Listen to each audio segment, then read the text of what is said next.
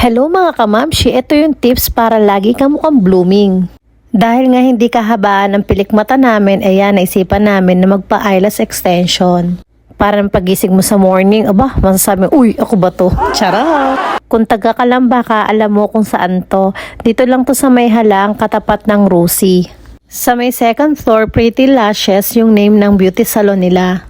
Sa totoo lang mga mamshi, deserve din naman nating ipamper minsan ang sarili natin, di ba?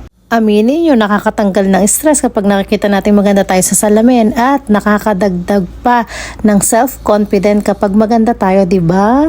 Kaya kahit mga mamshi na tayo, wag nating kalimutan pasayahin din ang sarili natin. Yung ipamper ba? Deserve natin to mga mamshi. Kita nyo mga mamshi, hindi rin biro magpaganda o tiis ganda talaga yan. Kasi yung adhesive, medyo nakakalwa siya ng mata pero tolerable naman siya.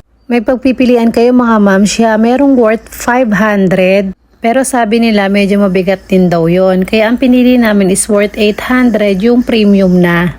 Dahil nga first time ko may mga sizes pala to. Kaya naman ang ginawa ni ate, sinukat muna niya yung pili ko. Ayun yung nilagay niya, mas mahaba lang ng konti sa pili ko.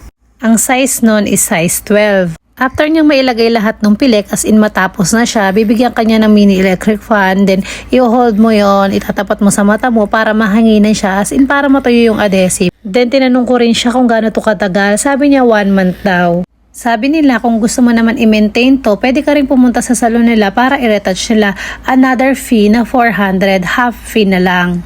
Pero baka may marerecommend kayo na mas mura, i-comment nyo lang dyan sa baba, then itatry namin. Pero dito lang sa Kalamba ha, baka mura nga, napakalayo naman mga mamshi, talo na sa pamasahe. After mo nga lang nito, magmumukha kang adik, medyo mapula mata mo. Pero carry lang yun, after naman ng pamumula ng mata mo, pak na pak ka na. At dahil tapos na nga kami, sa mga oras na to, ayan, magpo-pure gold naman kami kasi kailangan naman mag-grocery para sa mga junakis. After mo ipamper ang sarili mo, pamilya naman no. At least masaya ka bago mag-grocery, di ba? Feel na feel mo. Kaya kung gusto nyong try nyo na mga mamshi, dagdag confident talaga. Para pagising mo mukha ka ng madam. Diyos mio, marimar mga mamshi. After namin ipamper ang sarili namin, ito namang malakas na ulan ang sumulubong sa amin. Ako, bawal mabasa ang pilik mata. Sayang naman ang 800 pag nalagas agad to. Kung nakaabot kayo hanggang dito, marites talaga kayo, charot. Thank you mga mamshi for watching.